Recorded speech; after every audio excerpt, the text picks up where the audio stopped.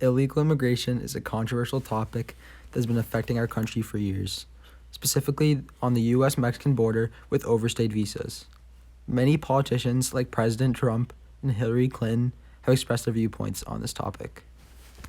180,000 illegal immigrants with criminal records ordered deported from our country are tonight roaming free to threaten peaceful citizens. I don't want to be sending parents away from children. I don't want to see the deportation force that Donald has talked about in action in our country. The definition of an illegal immigrant is someone who lives or works in another country when they do not have the legal right to do this. Many of the illegal immigrants that enter the United States come from our southwestern border. Illegal immigrants that come in can be hardworking people, and many are, but in reality, so many commit crimes and abuse the services that America provides. U.S. taxpayers pay well over $100 billion annually for illegal immigrants through systems like welfare and education. Another major issue is the drugs coming in through the border and human trafficking that occurs even with children. Many cartels and foreign gangs like MS-13 are living in the U.S. illegally and committing crimes like rape and murder, and overall just poisoning the streets of our great country. So here we're sitting down with Federal Agent Paul Bach, who was previously stationed at the U.S. southern border, and specifically the Texas area. So we're just going to ask you a few questions about your experiences and what you think about illegal immigrants. Okay, so first off, what are illegal immigrants? Basically, in layman's terms, it means that foreign nationals who are living in the United States or in the United States without permission.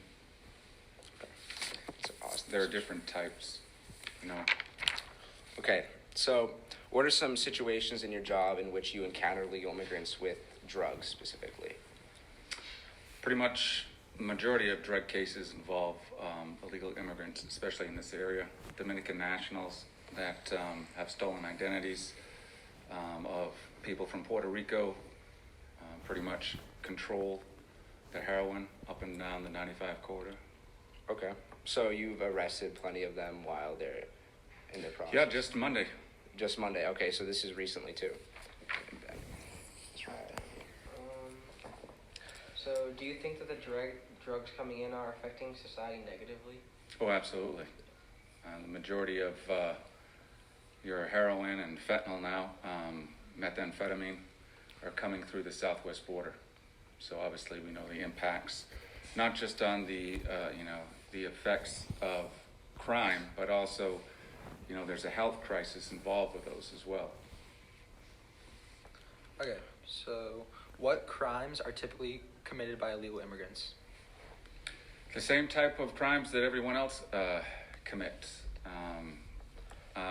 Like I previously mentioned, a lot of the drugs in this part of the country, the Northeast, are mainly heroin and fentanyl, are being controlled by Dominican nationals with, stolen IDs and stuff like that. Describe the dangers in which you or other federal agents were put in while arresting illegal immigrants. Well, all law enforcement have the inherent dangers of the job, right? So it's safety. Now, again, because we are in an opioid crisis, we encounter fentanyl. Fentanyl is very toxic. So a lot of officers, not just myself, have gone on search warrants even for different crimes. And then we've encountered, fentanyl. And fentanyl can kill you if it gets on your skin or if it's inhaled for the dose. So again, just this Monday we had 39 grams of fentanyl. So basically if that were to spill, slip, or anything like that, you can get an exposure, and an exposure. So the question that this all boils down to is to what we are looking for in a 2020 presidential candidate. Ultimately, we are looking for someone who promotes the idea of legal immigration and funnels migrants to take that route instead of coming illegally. Ways we can do this is to increase the efficiency on how long it takes to become a U.S. citizen. This promotes the idea of taking this route to citizenship by simply not having to wait for years and years to go through the process, and it encourages future migrants to not take the easy way out. Next, we construct a wall across the 700 to 8 mile stretch of our unprotected border.